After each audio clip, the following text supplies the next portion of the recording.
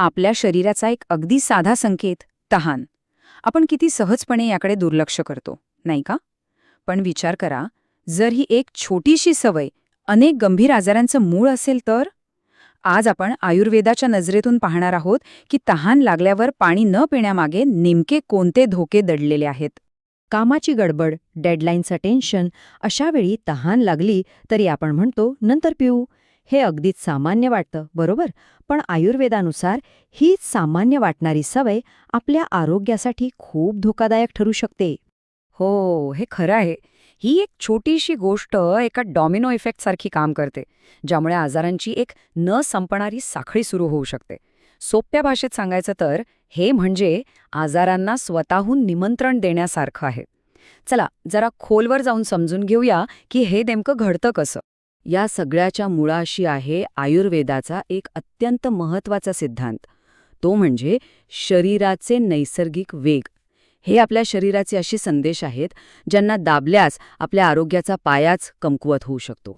आयुर्वेदात या 13 नैसर्गिक वेगांना अधारणीय वेग असं म्हणतात. आता या नावाचा अर्थच बघा ना. अधारणीय म्हणजे ज्याला धारण करू नये किंवा सोप्या भाषेत ज्याला थांबू नये. हा नियम म्हणजे निरोगी आयुष्यासाठी आयुर्वेदाने दिलेला एक अतिशय महत्त्वाचा सल्ला आहे. आता ह्या स्लाइडवर जरा नजर टाका. इथे ते 13 वेग दिलेले आहेत. यामध्ये मलमूत्र विसर्जनापासून ते शिंक, जांभई, भूक, झोप या सगळ्या नैसर्गिक क्रिया येतात. आणि हो, अर्थातच यात तहान सुद्धा आहे. यावरून एक गोष्ट स्पष्ट होते की तहान ही काही वेगळी गोष्ट नाही, तर आपल्या शरीराच्या एका मोठ्या आणि महत्त्वाच्या संवाद प्रणालीचाच एक भाग आहे. बरं, पण मग हे वेग दाबल्याने नेमकं काय होतं? आयुर्वेदानुसार असं केल्याने शरीरातील वातदोष वाढतो. आता हा वातदोष म्हणजे काय? तर समजा आपल्या शरीराची एक अंतर्गत कम्युनिकेशन आणि ट्रान्सपोर्ट सिस्टम. जेव्हा ही सिस्टमच बिघडते तेव्हा शरीरातील ऊर्जा आणि संदेशांचा प्रवाह विस्कळीत होतो आणि मग तिथूनच खऱ्या अर्थाने आजारांची सुरुवात होते. चला तर मग आता ह्या 13 वेगांपैकी फक्त एकावर लक्ष केंद्रित करूया. तो वेग म्हणजे तहान दाबणे, ज्याला आयुर्वेदात तृष्णा वेग धारण असं म्हटलं आहे. आणि इथे एक खूपच आश्चर्यकारक गोष्ट समोर येते. जरा ही स्लाइड बघा. हजारो वर्षापूर्वी आयुर्वेदाने जे सांगितलं होतं की तहान दाबल्याने रक्त घट्ट होतं आणि हृदयावर ताण येतो, अगदी तेच आजचं आधुनिक वैद्यशास्त्र सुद्धा सांगते. डिहायड्रेशनमुळे रक्ताचं प्रमाण म्हणजे ब्लड व्हॉल्यूम कमी होतं आणि हृदयाला जास्त जोर लावून पंप करावं लागतं. हे प्राचीन ज्ञान आणि आधुनिक विज्ञानातलं साम्य खरंच थक्क करणार आहे. पण जेव्हा आपण सतत आणि सवयीने तहान दाबत राहतो तेव्हा नेमकं काय होतं? ही प्रक्रिया साध्या लक्षणांपासून सुरू होऊन गंभीर आजारांपर्यंत कशी पोचते याची एक साखळीच आहे. ती आता आपण पाहूयात. सुरुवातीला शरीर आपल्याला अगदी सौम्य इशारे देतं, जसं की घसा आणि तोंड कोरडं पडणं, थकवा जाणवणं, अशक्तपणा वाटणं किंवा थोडी चक्कर येणं. हे शरीराचे मदतीसाठीचे पहिले कॉल्स आहेत असं समजा. पण हे फक्त सुरुवातीचे इशारे आहेत. जर याकडे आपण सतत दुर्लक्ष करत राहिलो तर मात्र परिस्थिती गंभीर वळण घेऊ शकते. आणि हे आहे दीर्घकाळ तहान दाबण्याचे गंभीर परिणाम.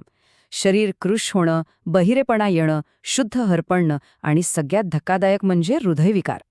विचार करा, एका छोट्याशा दुर्लक्षित सवयीची किती मोठी किंमत मोजावी लागू शकते. पण घाबरून जाऊ नका. दिलासादायक गोष्ट ही आहे की यावर उपाय आहे आणि तो अगदी सोपा आहे. आयुर्वेद फक्त समस्या सांगत नाही, तर आपलं बिघडलेलं संतुलन पुन्हा मिळवण्याचा मार्गही दाखवतो. आयुर्वेदाच्या उपचारांचा पायाच आहे निदान परिवर्जन. याचा सरळ अर्थ आहे रोगाच्या मूळ कारणालाच टाळणं. म्हणजे फक्त लक्षणांवर वरवर उपचार करण्याऐवजी थेट समस्येच्या मुळावर काम करणं. तर मग उपाय काय आहे? तो फक्त 2 सोप्या पायऱ्यांमध्ये आहे. पहिली पायरी, शरीराचा आदर करा. जेव्हा शरीर पाणी मागेल तेव्हा पाणी प्या, तहान दाबू नका. आणि दुसरी पायरी, शरीराला शांत करा. आत वाढलेली उष्णता कमी करण्यासाठी थंड पाणी पिणं किंवा थंड पाण्याने आंघोळ करणं यांसारखे शीतल उपाय करा. तर या सगळ्या चर्चेचा सार काय? आपल्या शरीरात एक नैसर्गिक शहाणपण आहे. ते सतत आपल्याला योग्य अयोग्य गोष्टींचे संकेत देत असतं. त्या संकेतांना ऐकणं आणि त्यांचं पालन करणं हीच खऱ्या अर्थानं प्रिव्हेंटिव्ह हेल्थ केअर आहे. आणि आता जाता जाता एक विचार करायला लावणारा प्रश्न. तहान हे तर फक्त एक उदाहरण झालं. असे आणखी कोणते शारीरिक संकेत आहेत ज्यांच्याकडे आपण आपल्या धावपळीच्या आयुष्यात नकळतपणे दुर्लक्ष करतोय? याचा एकदा नक्की विचार करा.